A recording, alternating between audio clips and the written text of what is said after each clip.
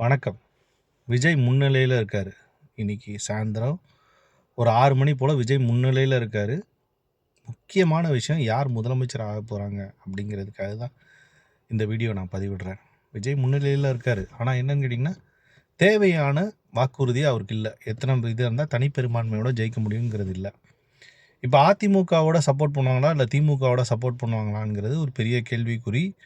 இது மேபி ரீஎலெக்ஷனும் நடக்கலாம். இல்லை இவங்க 2 பேரில் யாராவது ஒருத்தவங்கள சப்போர்ட் பண்ணி தான் உள்ளே வந்து போகணும். ஆக்சுவலி அவர் வந்து முதலமைச்சர் ஆகணும். என்ன நடக்க போகுது அப்படிங்கிறது நமக்கு தெரியலை.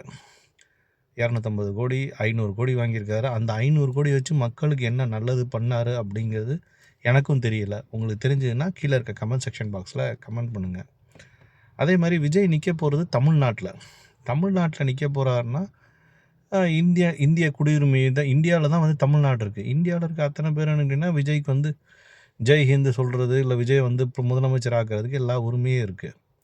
வெளிநாட்டில் இருக்கவங்க நீங்கள் வந்து எதுக்கு இந்த உள்நாட்டு அரசியலில் தலையிடுறீங்க அப்படிங்கிறது எனக்கு தெரியல. ஏன்னா உங்களுக்கு தமிழ்நாடு அப்படிங்கிறது எப்படி இருக்குது, எவ்வளோ கஷ்டப்பட்டது அப்படிங்கிறது உங்களுக்கு சுத்தமாக தெரியாது. ஏதாவது ஒன்று உங்களுக்கு வந்து ஒரு சினிமா முகத்தில் வந்து ஒரு யாரையுமே நீங்கள் சப்போர்ட் பண்ணுறதுக்கு உங்களுக்கு தகுதியே கிடையாது.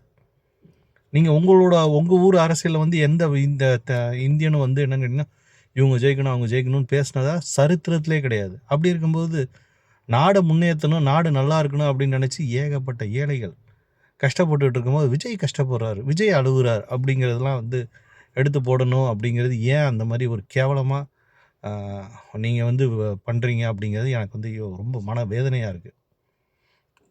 விஜய் ஜெயிச்சு என்ன பண்ண முடியும்னு நினைக்கிறீங்க நீங்கள்?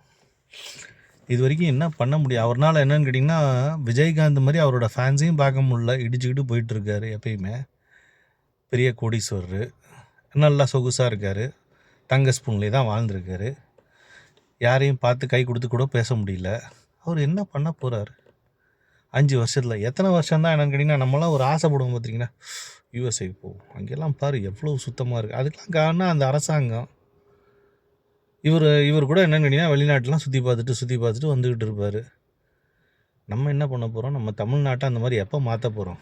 யோசிக்கிறதே இல்லை. விவசாயி அழுதானா விவசாயிக்கு வந்து கை கொடுக்குறது இல்லை.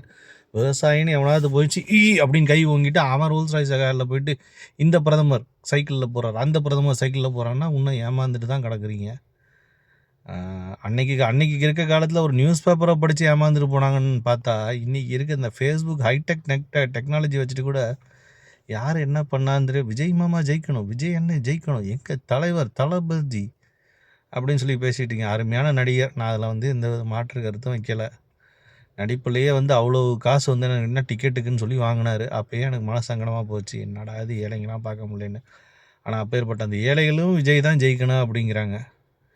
ஏழைகள்லாம் எப்போ தான் கோடீஸ்வரன் ஆக போகிறீங்கிறது சத்தியமாக எனக்கும் தெரியலை. உங்களுக்கு தெரிஞ்சுன்னா கமெண்ட் பண்ணுங்கள். கோடீஸ்வரனை மட்டுமே கோடீஸ்வரன் ஆக்கி அவங்களுக்கு இலவசமாக வந்து பாதுகாக்கும் கொடுத்து அவங்கள ஓட்டு போட்டு நிற்க வச்சு இப்படி தமிழகத்தை நாசமாக்கிட்டு இருக்கீங்க. ஒன்று காமராஜர் போனதுக்கப்புறம், ஒன்று என்னென்னா டேரக்டர் குடும்பம், டேரக்டர் குடும்பம் பராசக்தியா இல்லை தம்பியான்னு பார்த்துக்கோங்க. இல்லையா நடிகர் குடும்பம், இல்லையா யார்? அதாவது என்னன்னு கேட்டிங்கன்னா, தமிழ்நாட்டில் வந்து ஒரு சில வார்த்தைகள் இருக்கும். அந்த மாதிரி வந்தவங்க வந்து ஆட்சி பண்ணிக்கிட்டு இருக்காங்க. ஏன் இதெல்லாம் வந்து ஒரு 35 வருஷமாக நடந்துக்கிட்டு இருக்குன்னு வச்சுக்கோங்களேன். அந்த வரலாறு எடுத்து போயிட்டு தமிழ்நாட்டில் யார் யார் ஆட்சி பண்ணியிருக்காங்க, அவங்களோட பேக்ரவுண்ட் என்ன அப்படின்னு கேட்டால் செருப்பை கழட்டி அடிக்கிற மாதிரி இருக்கும். யாருமே சொல்ல மாட்டாங்க இங்கே ஆண்டவன் வந்து அப்துல் கலாம் மாதிரி படித்தவன்டா, இங்கே ஆண்டவன் வந்து என்னென்னு கேட்டிங்கன்னா அவ்வளோ பெரிய சாதனையை பண்ணவன்டா அப்படிங்கிறத சொல்லுவாங்க. வரலாறை மட்டும் யார் யாரோட வரலாறு எப்படி அப்படிங்கிறது மட்டும் எடுத்து பார்த்தீங்கன்னு வச்சுக்கோங்களேன், ரொம்ப வெக்கமாக இருக்கும், வேதனையாக இருக்கும். அந்தளவுக்கு என்னென்னு கேட்டிங்கன்னா அவ்வளோ கேவலமாக ஓட்டு போட்டு அந்தளவுக்கு தற்கொலைத்தனமாக தமிழகத்தை விட்டுக்கிட்டு கிடக்குறோம். என்ன நடக்க போகுதோ. ஈழத்தில் 2 கோடி 50 லட்சம் பேர் அழிச்சவங்களோட கூட்டணி வைக்கிறவங்களுக்குலாம் ஓட்டு போட்டு ஜெயிக்க வச்சுருக்கீங்க. பயமாக இருக்குது.